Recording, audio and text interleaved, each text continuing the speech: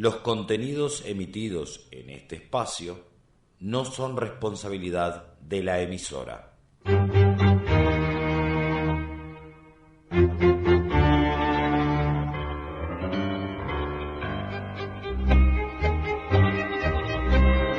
A continuación, en la mañana de la 94.5 FM del pueblo, La Otra Radio, las opiniones que importan.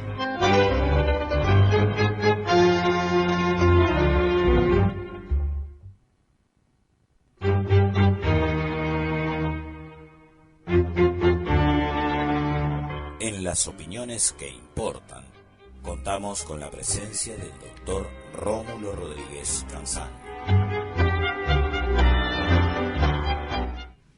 Buenos días, audiencia de la 94.5. Todo ciudadano puede comprobar que los discursos políticos de los precandidatos a la presidencia le disparan al desafío de desarrollar algunos de los grandes temas nacionales. El discurso del doctor Vázquez, por ejemplo, pasa por arribita nomás de los grandes temas económicos y sociales. Y lo mismo ocurre con los discursos de los señores Bordaberry, Larrañaga, Amorín Valle, la calle Pou, Mieres o la señora Constanza Moreira. Y así también ocurre con los correligionarios de los precandidatos. Y lo mismo ocurre con el discurso de sus correligionarios en el ámbito local, departamental. En lo departamental, por ejemplo, no se habla de cuánta tierra hay en poder de extranjeros en el departamento, ni de si pagan impuestos o no los pagan, ni se habla de cuánta tierra hay en manos de sociedades anónimas, ni de si pagan impuestos o no los pagan. Y sabemos que hay cuantiosas inversiones en el departamento que no pagan los impuestos que pagamos todos los floridenses y que pagan todos los empresarios nacionales. Pero no sabemos quiénes son. ¿Por qué? Pero de eso no hablan los políticos locales. Por ejemplo, el parque eólico es una inversión cuantiosa. Sería bueno saber qué beneficios se llevan los capitalistas extranjeros que están en ese negocio. ¿Por qué no se habla de esto? ¿Es que son secretos esos datos? ¿Por qué no es posible acceder al dato de quiénes son los inversores en tierras en el departamento? Con los beneficios tributarios que les da la Ley de Protección de Inversiones, que todos los partidos neoliberales votaron, o sea, el Partido Nacional, el Partido Colorado, el Frente Amplio, el Encuentro Progresista y el Partido Independiente, porque son todos ellos partidos neoliberales. ¿Por qué ninguno de esos partidos neoliberales, que a esta altura forman un frente neoliberal, ¿por qué todos se callan la boca y sus dirigentes políticos no hablan, por ejemplo, de la deuda externa, que entre capital e intereses está en los 45.000 millones de dólares y sigue creciendo? ¿Por qué no se habla en serio de la inflación?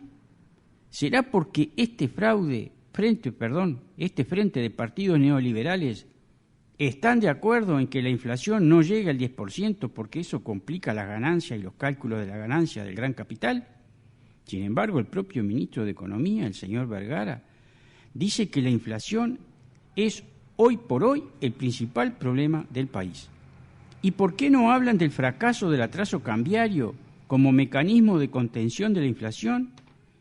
¿Será porque quieren mantener el atraso cambiario intentando que la inflación no llegue al 10% porque eso complicaría esa ganancia del capital financiero? ¿Y porque haría que no vinieran más capitales especulativos al país en el caso de que la inflación superara el 10%? El atraso cambiario fue usado por el neoliberalismo desde siempre, desde 1972, por poner una fecha. Y lo usó la dictadura cívico-militar como mecanismo antiinflacionario, destruyendo al mismo tiempo la producción nacional. Con esta política hacen que lo que es importado sea más barato y al mismo tiempo estimulan el consumismo, del cual se quejan, y lo estimulan para recaudar más IVA, para financiar el déficit fiscal. Entre 1978 y 1982 se crearon las condiciones para la crisis que saltó con la devaluación del 100% de la tablita del ministro Arizmendi bajo la dictadura cívico-militar. Desde 1985 la política monetaria y cambiaria es la misma hasta ahora, y el atraso cambiario es la herramienta de Astori que ya se usó antes con los gobiernos de los partidos tradicionales y que terminó con la crisis del 2002 bajo gobierno de Valle. Pero la política económica del Frente Amplio es la misma que la que llevaron a cabo la dictadura cívico-militar y los partidos tradicionales. Sin embargo, de esto no hablan los precandidatos de los partidos neoliberales, o sea, los partidos con representación parlamentaria, Frente Amplio incluido, que forman lo que yo llamo, un poco atrevidamente, ese frente político neoliberal. Con las elecciones va a pasar en Uruguay lo que ayer pasó en Panamá, que cualquiera de los partidos que ganaba el neoliberalismo. Y forman ese frente neoliberal porque la historia lo confirma.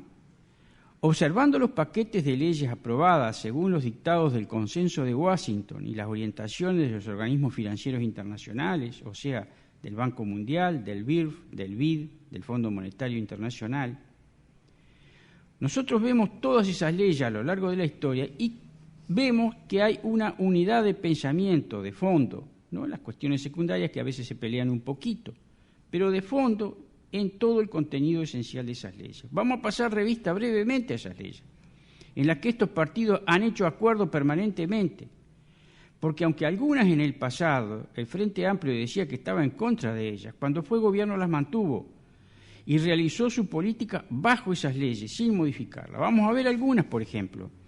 La Ley de Protección de Inversiones, que tiene una larga historia que arranca bajo la dictadura. La Ley de las AFAP, que la promueve el propio Astori. La Ley de las Sociedades Anónimas Propietarias de Tierra, que las aprueba el Frente Amplio. La Ley del Secreto Bancario. La Ley de las Grandes Superficies, del supermercadismo, que fundió a todo el comercio minorista de los barrios.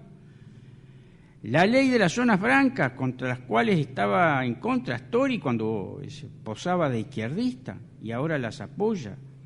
La Ley de la Flexibilización Laboral, la Ley de la Participación Público-Privada, la Ley Forestal, la Ley de la Megaminería, la Ley de la Apertura Comercial, la Ley de la Reforma Tributaria del propio Astori en beneficio del gran capital, imponiéndole impuestos al trabajo, las leyes sobre tercerizaciones de los servicios públicos, que es toda una realidad.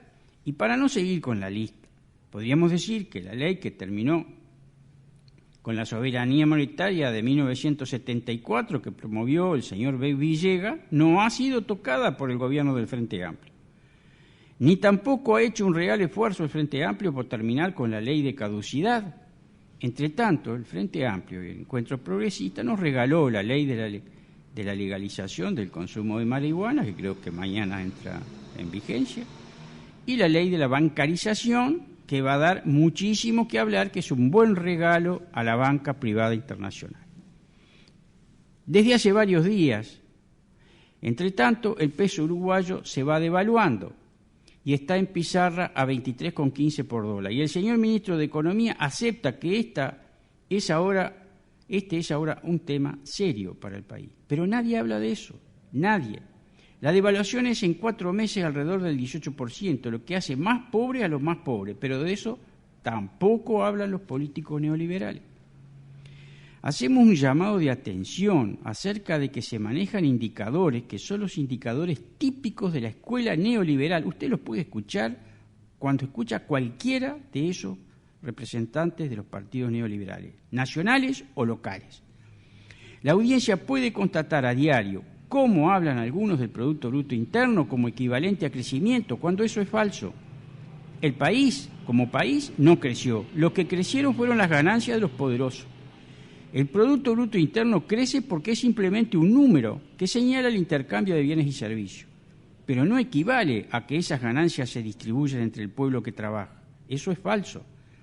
Ese Producto Bruto Interno resulta en ganancias del gran capital y de inversiones protegidas por la Ley de Protección de Inversiones, que no pagan impuestos casi de ningún tipo y que es una ley impuesta por el Fondo Monetario y que el Frente Amplio y todos los demás partidos mantienen, y que los protege para que saquen las ganancias del país. Esas inversiones no obedecen a ningún plan de desarrollo nacional dirigido por el Estado y por un gobierno que tenga un plan de desarrollo nacional hacia la liberación nacional. Esas inversiones extranjeras directas, por ejemplo, no vienen a hacer caridad, vienen a hacer ganancia, y a llevársela, porque así lo permiten las leyes que todos estos partidos neoliberales han votado. Hace unos días se admitió que la oligarquía uruguaya sacó del país casi 900 millones de dólares en los 2 últimos años. ¿Y por qué no hablan de los casi 10.000 millones de dólares que manejan las AFAP y de los miles de millones de dólares que los dueños del poder sacaron del país en los últimos 8 años? Hablan del poder de recuperación del salario real, pero no hablan de que ese salario es 34% más bajo que en 1972. ¿Olvidó el PIT-CNT sus documentos en los que criticaba al neoliberalismo? Hablan del mérito del Frente Amplio en el crecimiento del Producto Bruto Interno, cuando todos los más o menos informados saben que ese crecimiento tiene que ver con el aumento de los precios de las materias primas. Y lo saben más que nada los empresarios, los grandes empresarios y sobre todo los inversores extranjeros.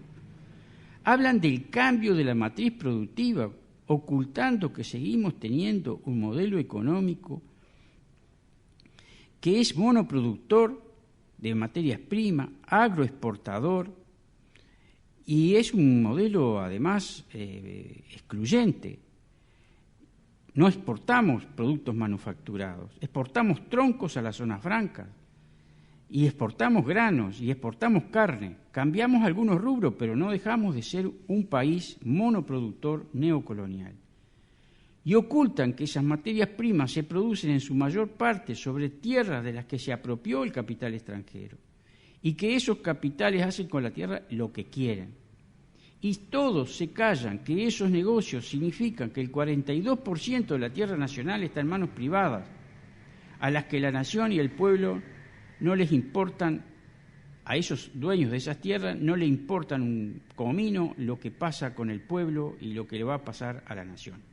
Y se callan que solo quedan en el campo 175.000 habitantes y que se sigue expulsando gente. Llamamos a la responsabilidad, a promover un debate serio y con información seria, a lograr que la población se informe y no a tratar de manejar y de manipular a la opinión pública sorprendiéndola en su buena fe, ocultando realidades con el solo fin de obtener votos. Es demasiado serio que debamos entre capital e intereses 45.000 millones de dólares y que tengamos el 42% de la tierra en manos del capital especulador y que se nos amenace con la depredación de la megaminería a cielo abierto y con la amenaza real de la contaminación del agua. En tanto crece el trabajo chatarra y la frustración de la juventud, la crisis en la educación y la crisis en la salud. Es para pensar, estimados compatriotas. Vamos a volver en la próxima. Hasta entonces. Esto fue Las opiniones que importan, en la mañana de 94.5 FM del Pueblo, la otra radio.